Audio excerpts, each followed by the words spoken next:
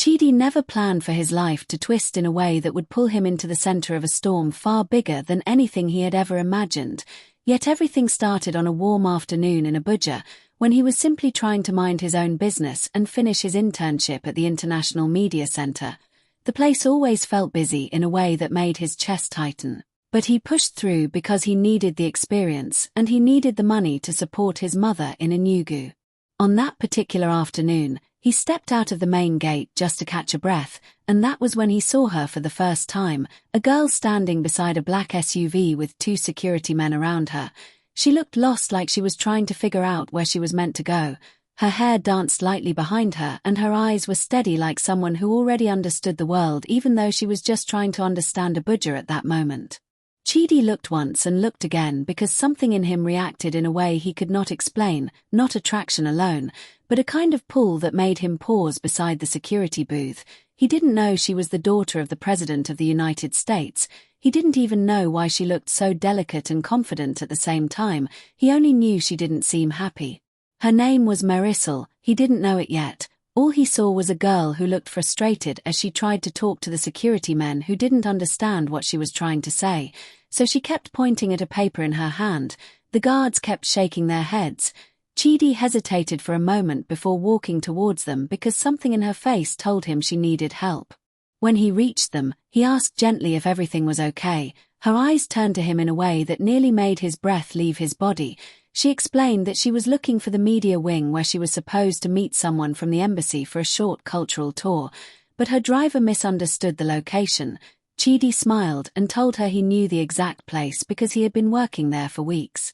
The guards stepped back a little. They didn't oppose him, but they didn't relax either. Marisol hesitated, then nodded and asked if he could take her there, and something in the way she asked made him feel like she trusted him instantly.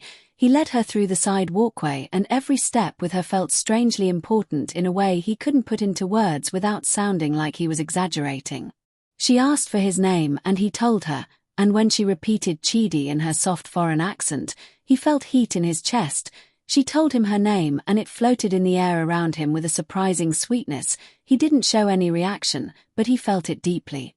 Along the walkway, she asked him questions about Nigeria, about the foods he liked, about why he chose media work, and Chidi answered with a mixture of pride and shyness. He was trying to focus, but he kept noticing how she looked around with so much curiosity, how she smiled when he explained something, how she laughed when he joked about the traffic that could make anyone rethink their life choices. They reached the media wing and she thanked him with a warmth that felt too strong for a stranger. She touched his arm while thanking him and the touch sent something sharp and bright through his chest. She walked inside with the embassy staff waiting for her, but before the door closed, she looked back at him with a smile that felt like a promise. That night, Chidi couldn't sleep. He replayed every moment, every smile, every question she asked. He tried to convince himself it meant nothing, that she would leave Abuja soon, that she was someone he had no business thinking about. But his heart didn't listen. It kept pulling her image forward like a song he couldn't stop hearing. 2 days later, he was in the cafeteria when someone tapped his shoulder. He turned and nearly dropped his plate when he saw Marisol standing right there, smiling like she had been looking for him. She told him she convinced her security detail to let her walk around the center again because she wanted to see him, and Chidi felt the room fade behind him. They sat at a quiet corner, talking like old friends even though they barely knew each other. She told him she liked how he spoke with honesty, how he didn't treat her differently even when she mentioned who she was. He admitted he didn't know how to treat someone differently based on their family. She laughed, leaning close like she wanted to stay in the moment forever. Their connection deepened so quickly it almost scared him. Every word she said felt like it reached somewhere soft in him. She looked at him like she could see more than he ever said out loud. He didn't understand why everything felt so easy with her, why it felt like meeting someone he was supposed to know all his life. But while they talked, her security team never relaxed. They kept watching, whispering into their radios, glancing around the room, and even though Marisol tried to ignore it, Chidi noticed the tension building quietly like a shadow that followed them no matter how bright her smile was. When she finally had to return to the embassy, she held his hand for a moment, her fingers warm and gentle. She told him she wanted to see him again before she left Nigeria. Chidi nodded. his heart pounding so hard he could feel it in his palms. She squeezed his hand before walking away with the guards surrounding her. That night, he sat on his bed staring at the ceiling, fighting the impossible truth settling inside him. He had fallen for her, not slowly but deeply, suddenly, recklessly. He knew it was dangerous, he knew nothing about their connection made sense, but the feeling didn't care about logic. He didn't know her world was about to collide with his in a way that would change everything. He didn't know that people were already watching him because of her. He didn't know that this sweet beginning would lead to something fierce, unpredictable, and bigger than anything he had ever faced. He only knew one thing. He wanted to see her again, no matter what it took.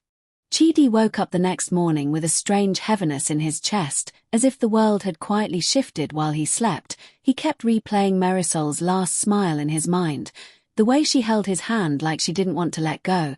It stayed with him like a warm echo he couldn't shake off, and even while walking to the media center, he felt an energy in the air that made him restless in a way he couldn't explain. As he stepped into the compound, he noticed something different. A few unfamiliar faces in suits stood around the walkway like they were guarding invisible doors.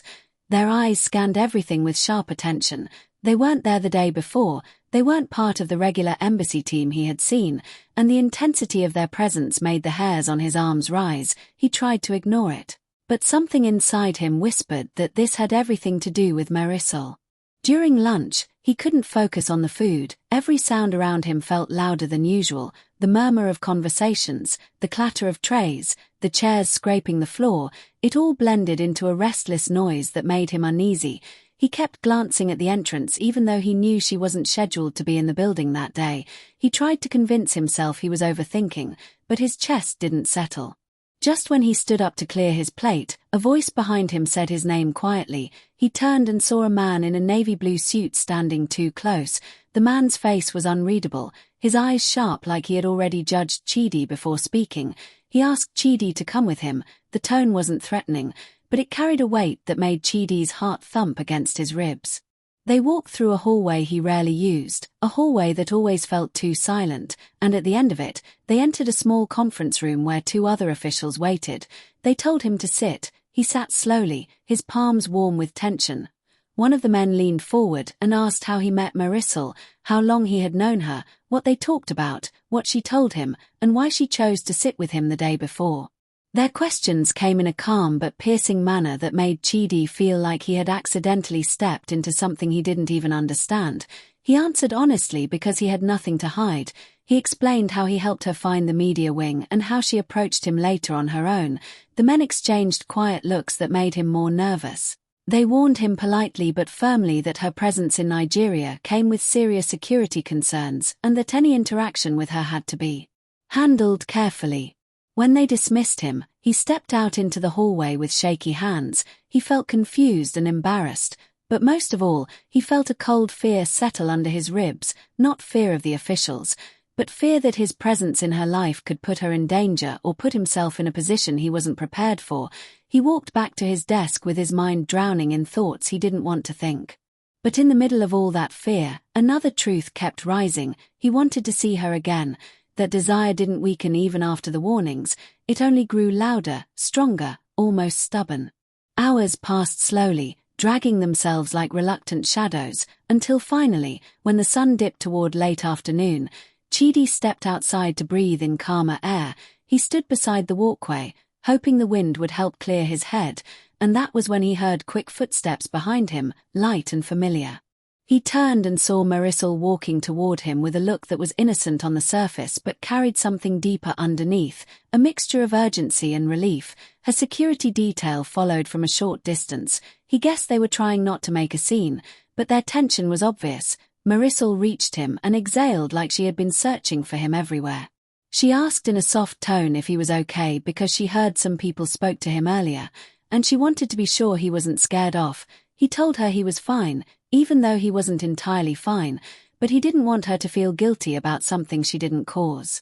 She stepped closer, her eyes shining with a sincerity that made everything inside him melt. She said she didn't want trouble for him. She didn't want him to feel intimidated.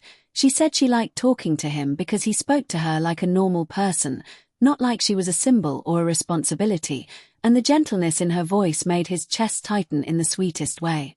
They walked around the quiet side of the compound where fewer people passed. They talked about things that had nothing to do with politics or security. She asked about his childhood in Enugu, his mother's shop, the games he played with his cousins, the foods he missed most whenever he stayed far from home. Chidi spoke freely, forgetting the warnings for a moment, forgetting the men in suits watching them from a distance, forgetting everything except the way she listened with a glowing focus. That made him feel like he mattered. Each moment with her felt like it was stitching itself into him in ways he couldn't undo. She laughed when he joked. She asked him to teach her how to pronounce some things in Igbo. She tried and failed in the cutest ways that made him laugh, and every time she laughed too, he felt like something soft and bright was blooming inside him. But their peace didn't last long. One of the officials from earlier approached them with a cold expression. He reminded Marisol that she needed to attend a scheduled briefing with the embassy team. She looked annoyed, but she nodded. Before leaving, she turned to Chidi and asked if they could meet again the next day, her voice low and hopeful. Chidi felt his heart rise. He nodded without hesitation. As she walked away, he stood still, watching her until she vanished through the glass doors. He didn't realize he was holding his breath until he let it out slowly, his entire body buzzing with feelings he didn't have any name for. All he knew was that every second around her felt too good, too powerful, too addictive. But while Chidi was lost in the sweetness of her presence, something else was brewing behind the scenes. The embassy team had already flagged him as a point of interest, not because he did anything wrong, but because of the intensity of her attention toward him and the way she kept stepping outside official schedules to seek him out. Inside the media center, 2 agents discussed him quietly in a room filled with screens and files. They monitored his background, his movements, his history. They checked for threats, for past affiliations, for anything that could pose danger. They didn't find anything alarming, but that didn't ease their concern, because the real issue wasn't who he was, it was who she was becoming around him. And as they whispered behind closed doors, something heavier was taking shape, something neither Chidi nor Marisol could sense yet, a tension pulling tight like a rope ready to snap. By evening, Chidi was on his way home, the sky dimming over the city as he rode the public bus. He sat by the window, thinking about everything that had happened, every moment with her playing in his mind like a film he didn't want to pause. He didn't notice people around him, he didn't hear the conductor calling out stops. All he felt was that rising pull toward her, strong and irresistible. His mother called while he was still thinking, her voice warm and full of life. She asked if he ate, if work was fine, if he was taking care of himself. He answered. But his mind drifted back to Marisol. He didn't mention anything about her because he didn't even know how to explain it without sounding unbelievable. When he got home, he sat on his small bed and stared at the ceiling again, just like the night before, but this time the feeling was heavier, sweeter, and more dangerous. He tried to reason with himself, tried to remind himself of the warnings, the risks, the impossibility of anything happening between them. But every time he remembered how she smiled at him, how she held his hand, how she walked toward him like he mattered, his resolve melted. Sleep didn't come easily, his heart was too loud, his mind too busy, and somewhere deep inside him, a quiet truth was forming, something he didn't want to admit but he knew was real. He was falling deeper, faster, and harder than anyone should fall for someone whose world carried this much weight. And while he battled his feelings in the dark, Marisol stood on the balcony of her embassy residence, thinking of him too, her heart fluttering in ways she had never experienced before, unaware that her growing affection had already triggered alarms that were about to change everything around them. The next day would not arrive quietly, and nothing that followed would be simple. The next morning rose with a restlessness that Chidi felt before he even opened his eyes. It was the kind of tension that sits inside the air, quiet but undeniable, like something waiting to step out of the shadows. He sat up slowly, rubbing his face with both hands as his heart began to beat with that familiar mix of excitement and fear. He didn't know what the day would bring, but he knew one thing with absolute certainty. He wanted to see Marisol again more than he wanted anything else. He rushed through his morning routine, barely tasting his food, barely hearing the sounds around him. His mind kept circling back to her, the way she smiled, the way she listened, the way she stood close like she didn't want the moment to end. He told himself to calm down, but the feeling had already grown too big, too alive. The bus ride to the media center felt longer than usual, every stop dragging in slow motion, every bump on the road testing his patience. By the time he reached the compound, his palms were warm, his breath uneven. He kept looking around even though he didn't expect her to appear instantly, but a small part of him hoped she would. He entered the main walkway and almost froze when he noticed 2 new armored vehicles parked near the side gates. He had never seen them there before. Embassy officials moved around with a level of alertness that felt heavier than anything he'd witnessed in the past days. Their faces stiff, their radio calls sharp. It made his stomach tighten. He tried to act normal as he walked toward the entrance, but the tension around the building felt like a pressure pushing against his skin. He wondered if something had happened overnight, something connected to Marisol. His steps slowed for a moment, then sped up again because he couldn't stand the uncertainty. Inside the media center, people whispered quietly near the hallway corners. Some pointed toward the security office. Nobody said anything loud enough for him to understand, but every fragment he caught made his pulse rise. He set his bag on his desk and tried to focus, but concentration refused to stay with him. Minutes stretched into nearly an hour, then a message came from a junior staff member telling him someone wanted to see him outside. His heart jumped so hard he almost knocked over his chair. He rushed down the corridor, through the side exit, and stepped out into the warm air. When his eyes adjusted, he found Marisol standing by a shaded corner with 2 guards behind her. She looked different today, not in her clothes but in her expression. Her smile wasn't as free as yesterday. Her eyes held a mix of relief and fear. The moment she saw him, her shoulders eased a little, like she'd been holding her breath waiting for him. She walked toward him quickly, her steps soft but urgent. She stopped in front of him and spoke in a voice that trembled slightly. She said she needed to talk to him, not later, not when schedules allowed, but right that moment, and that urgency hit him deep. They moved to a quieter corner near the walkway. The guards kept their distance but their eyes stayed sharp. Marisol looked around before speaking, then she finally told him what had been happening since the previous evening. She said her father's team learned that someone in a foreign organization had been tracking her movements in Nigeria, not publicly, not loudly, but quietly, through devices, cameras, and intercepted embassy schedules. She said they believed someone wanted to exploit her presence in the country, not to harm her physically, but to create an international scandal, something that could damage diplomatic relations. Someone had gained access to internal logs. Someone had leaked information about where she was going, who she was meeting, and who had been talking to her. Chidi's heart thumped against his ribs as he listened, everything inside him tightening with each word she spoke. She said the embassy had launched an emergency investigation overnight and discovered that the leak wasn't from outside the embassy but from someone pretending to be part of the Nigerian media staff, someone who had used forged credentials to enter the building. Chidi felt his breath catch. A chill crept up his spine. Because she hadn't reached the worst part of the story yet. She took a shaky breath and told him that the investigation team found something troubling. The intruder had taken special interest in one person. Him. Chidi froze, staring at her with disbelief. He couldn't understand it. He didn't know anyone dangerous. He didn't know anything about international politics. He was just an intern trying to help his mother pay bills. But she said the intruder had been monitoring him, following his routine, tracking his shifts, collecting small details, and no one knew why.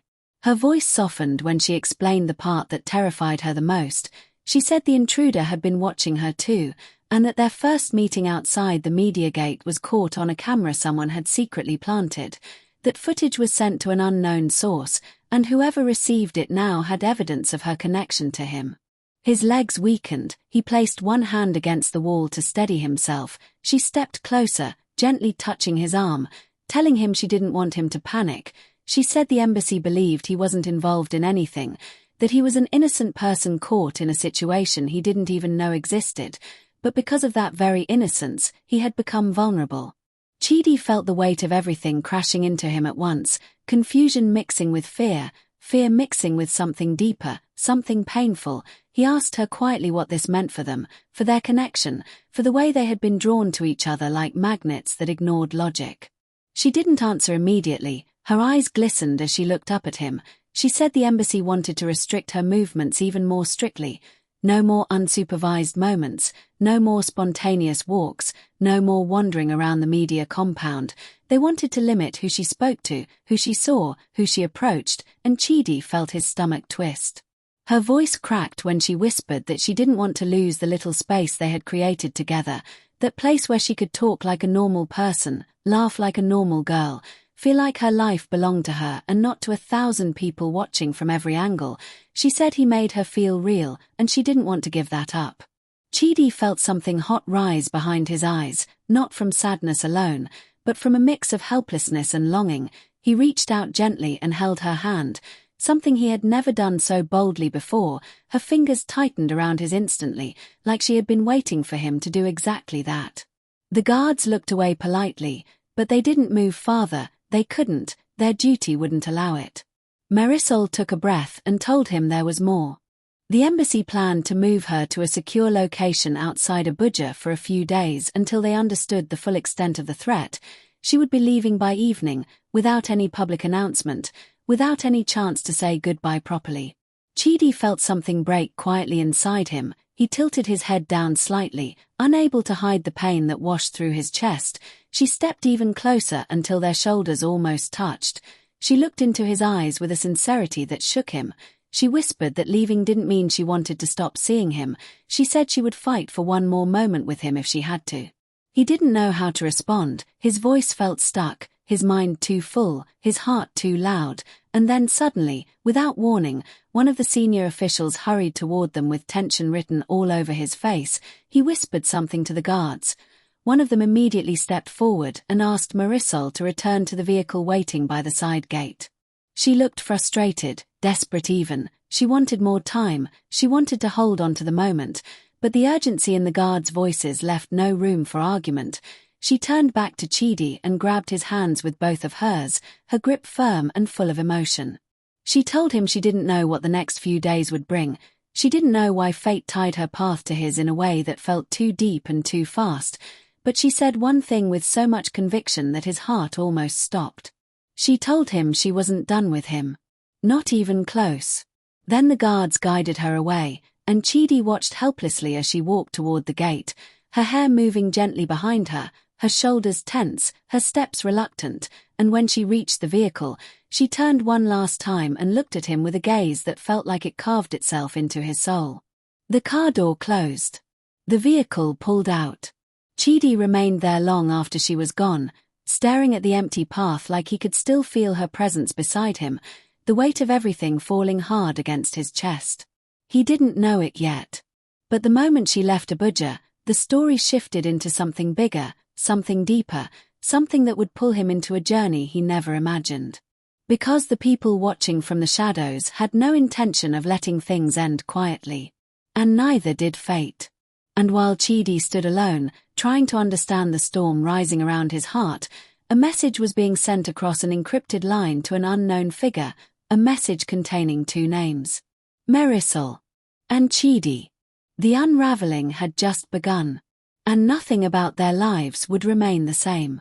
Thank you for staying with this story to the end. Every moment between Chidi and Marisol carried a spark that kept the journey alive, and more twists are waiting ahead, so make sure you stay connected. If you enjoyed this episode, hit the subscribe button and join our growing community. Tell us the country you're watching from and what the time says over there. Your comments keep the story breathing and help us reach more amazing viewers like you. See you in the next part.